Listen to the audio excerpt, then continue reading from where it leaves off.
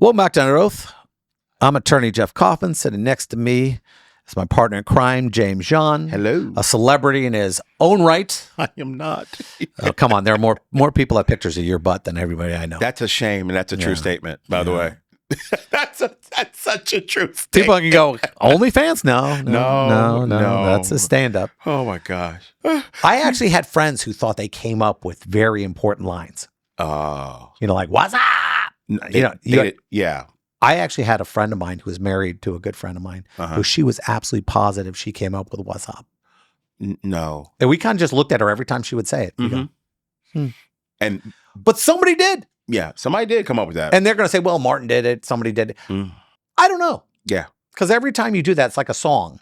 And they go, well, that song was actually sang in 1920. Here's the same thing. It came from this, and it became that later. Like when I do a superhero character, somebody will go, well, that reminds me of this. Everything reminds you of something. It does. Well, let me ask you a quick question, a legal question. Sure. You are a creator with comic books, and you come up with characters all the time. If you come up with an idea for a character, what's the system that you use to make sure it's not something that you've been exposed to earlier in life or another person's property? Do you Google? What do you do? How do you work that out? The first thing you do is take the name. Okay. You look up the name. Yes. Because you want a name that you could create a website for, a name that's not being used already. Like I can't go, hey, Spider-Man. No, you can't. No. Like I'm doing a book called Totem right now. And the character got his power from a source I call the Totem. Yeah. Totem has been used in many different things, many different interpretations. So it's not locked in. No, it's not. The character calls himself Totem. That's never there. Before I created it, there was no character called Totem. Correct. So that's something. Gabriel Tempest. That was a vampire character I did. I had to look that up. Ian Baker. Well, it's a generic name. I don't have to worry about it. But you do have to do some research. Got it. Now, I had somebody come up to me at a convention. I was doing a panel. Okay. And he goes, you did that vampire book called Tempest. Yeah. He goes, I think that's my character. Okay. I said, well, all right, well, tell me. And he goes, well, I had a police officer, an idea. I had an idea about a police officer who was a vampire. And, I said, well, did you ever publish it? Well, no. He goes, but I drew some pictures and I put them on the internet. Oh, I said, that's interesting. When did you create this character? And he goes, about 2006. I said, well, Tempest I wrote in 2005, but let's just say you did it before me. So you can agree you did not create this character in 1995. Yeah. He goes, yeah, it was 2006. I said, well, there's a TV show called Midnight Sun. It was a German show where the vampire was a police officer. Yeah. So did you steal it from them? And the dude just kind of looked at me. Oh, eyes wide, like. You know that your character is not original and it was made here, but that's the good thing. There are basically no original characters anymore. No. Everything flows off a story. Oh, well, I wrote a Twilight Zone that had this. Every idea we come up with that we think is fresh or new could be something we saw before, or it could be just something that was so, let's say, generic that anybody could come up with it. Time travel. Yes. Is time travel new? Well, time travel, you probably go back to stories people told about time travelers from the 1800s or yeah. I mean, every story is in its way bastardizing something else. Yes. But if I go, hey, this is Mickey Mouse, not great. Yeah, you can't even say it 3 times because Disney will burst in here. Well, it depends on what version, because we now know you can use the Steamboat Village. You can't Steamboat Willie's. You can, certain things could go into the public domain, but it's almost impossible to come up with something so original. Now, I've had scene for scene stolen from me, where somebody took my work and copied it and put it in another venue, and I've looked at them and go, dude, this is the whole scene. It's blatant. Yeah, it's not like you stole an idea. You took the whole scene panel for panel. What the hell? And he might have done it unintentionally. He might have been thinking, hey, this is a good idea. Like, I'll see a movie I saw like 30 years ago. Yeah. And I'll see an idea and I go, oh my God, did I borrow that moment? It's not the exact thing, But you're like, oh, I can see how. Or like even a saying. Yeah. Like I use a term all the time called "party's over," and I say that to Jacob, my son. He's autistic, and I always, when he's going a little nuts or it's a long day, I'm like, "Hey, party's over," Mm-hmm. and now he says it. Party's over, and it's so funny when he says it that yes, he did take it from me, but his is better than mine. Yeah, it is. So yeah, you can do things, and you never know where it came from. And it's really difficult to prove that something is a generic idea because even this guy was so dead set that I stole his character, even though mine was a criminal prosecutor, his was a police officer. He didn't realize police officer vampire had already been taken. Already existed out there. Yeah. Yeah. And he was so positive, and he looked at me. I said, Google it. It's a German show. I don't know, it was Midnight Sun or something like that, but he Googled it and he was like devastated. Oh. And I'm going, it's okay. You can write your own version. Yes. There's no limit to it. Police officer vampire. Okay. Now, if you want to steal things directly from the show, that's a problem. That's wrong. Yeah. You want to take the name, you want to do these things, you want to put them in Germany, you want to do, you could have a problem. Yeah. But normally your own take on something is your own take. Original. Yeah. Yeah.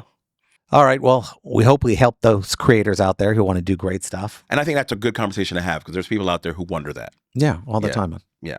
Well, I got a great Legally Screwed for you today, sir. I was hit by someone driving for Uber Eats, but they were not delivering food yet. The driver had the app open, but hadn't accepted an order when they caused the crash. Does Uber's insurance apply, or is this treated like any other accident? Ooh, that's a tough call. That is tough. Well, if you're in between jobs, there's to normally sue on a policy that involves work or something like that, or your job or something, you have to be technically on the clock. Yes. People from Uber Eats are independent contractors, but some of them have insurance based on Uber and everything else like that. And the question is this, was it a break? Was it this? How long between it? If I'm just driving my car to the supermarket and I'm not doing a delivery. Yeah. No, not normally. But you have regular insurance. You have regular car insurance. True. But here's the thing: you could it could be a small deviate. I was waiting. I was online doing it. Yes, you were working. You were getting another order. He was looking in his app. Just because you weren't delivering something at that time didn't mean you weren't taking a small break from it or something else. Gotcha. Depending on the state you're in, there's deviations. Like, if it's an hour, something else. But if you're just, I was logging on to the app. The question is, were you logging on while you were driving? Driving, yeah. That's what I was going to say. Too many distractions, people. Too many distractions. Put the phone down. I would say it's a fair argument to make that you were working. Yeah. And when I say on the clock, you're technically not an hourly employee or a salaried employee. You get paid you're a gig employee. Gotcha. So, but yeah, I think it would apply. I don't think you were so far off of what you were supposed to be doing. It wasn't like you were driving, Disney World. Gotcha. You were in between. You were in between gigs. Let's call Gotcha. it. So let me take the conversation a little further. Let's say it's a normal Uber and it's not Uber Eats. Let's say I'm in a Uber and he gets into an accident and I get injured. Yeah. Where does that go? The insurance. It goes straight. Uber requires people to get insurance. Okay. And a lot of people get hurt in Ubers. And people are going to go, why are you going after Uber? You're not going after Uber. The fact is this, it's like a taxi cab. It's the same concept. You're in a car. You are definitely not the reason who caused the accident. You're not the reason for the accident. So you didn't reach over and grab the wheel. No, you didn't. You didn't distract the driver. Gotcha. The fact is I'm a passenger. The same way if I'm in your hotel and I get hurt in your hotel, I'm a client. Correct. Yes. You're supposed to protect me. I have rights to security, and when you crash the car, that's on you. Does it matter if the Uber driver is not at fault, that other driver is? Do you then go after that driver's insurance company? Well, you're going to go after both. Both. Because okay. Most likely they have what they call uninsured motorist. In Florida, it's terrible because a lot of people have no insurance or they have low insurance.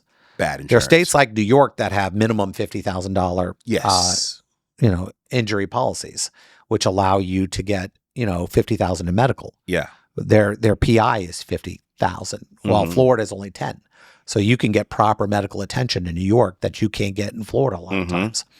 So yes, when you have to go through that insurance first, and then you can go after the uninsured motorist on the Uber. Okay, gotcha. Yeah. So but wow. It's not unusual that in Florida they go, well, Unless the Uber got rear-ended, for example. Okay. Let's say they find the Uber 5% responsible for the accident. Okay. Then they are 5% responsible for your damages. Okay. So yes, it doesn't have to be that 100% number. But as a passenger, you are definitely not responsible unless you did something. Yeah. Unless you like throwing up in the back of the car or something or stuff okay. like that. So Got it. that's the way that plays out. When I was a younger attorney, I hated personal injury. Why? Because I thought what other people thought. Oh. I was actually jaded by my own, let's say, beliefs. Bias. Yeah. I thought personal injury, ambulance chasers and everything else like that until somebody I knew got hurt badly. And that's the rule. You hate attorneys. You hate them. The scum of the earth. You hate everything about them. Everything they do makes you sick. Looking at those billboards with those big fat faces make you crazy until somebody hits you. And then you're going, God, who do I call? Who do I need? Yeah.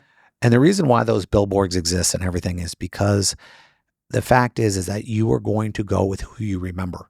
I have good friends of mine who have gone with the high advertising law firms because that was the first thing in their head. It wasn't, oh, Jeff does this for a living. They've been trained to hire the name. And I still practice law. I try cases all over the country. I'm not just the face on my billboard. No, you are a lawyer that actually still does it. Yeah. Ask an attorney, hey, how many depots did you do this week? That's right. Depositions. How many hearings did you have? How many times were you in front of a judge this week? And the majority of people in my position who are the named partner in their firm and they're on the billboards and everything else, the answer is probably none. Because you are focusing on the advertisement for your office. You have watched me do the show where I will come out of a deposition to come sit in this chair to do this. Yes. And then I'll go back to another hearing. Yes. And I'm fortunate. I work with the best people in the world. There you go. The people in my office are so fantastic. They take care of me. I couldn't do anything without them. I mean, when I say I've worked with thousands of people, I had offices where, we've probably cycled through 1,000, 2,000 attorneys. And when you get a team that cares and does what they need to do, you're just fortunate. You're blessed. So I have that, and they have me on such a short leash. I've seen it. Yeah. I'm locked in to the 5-10 minute increment. Yeah, you are. Where in a day they go, what'd you do? I said, what didn't I do? Yeah. Facts. So when people always ask me, how do you do? How can you be practicing law? Good people and great systems. Yeah. So, and I take it personal. I know you do. I don't want anybody to say they hired our law office and not be sure that we did our best. And if you say you went to my firm, oh, well, I didn't get the money. I said, well, tell me about your case. Well, there was only $10,000 of insurance. Okay. And that. So we got you the max, but we couldn't get you any more. No. Okay. Well, I'm sorry that the person didn't have insurance, enough of it. And I'm sorry you didn't have uninsured motorist. But normally what happens is after somebody gets in an accident and there's no insurance on the other side, they buy more insurance for themselves because in Florida, you're going to get screwed if you don't have your own.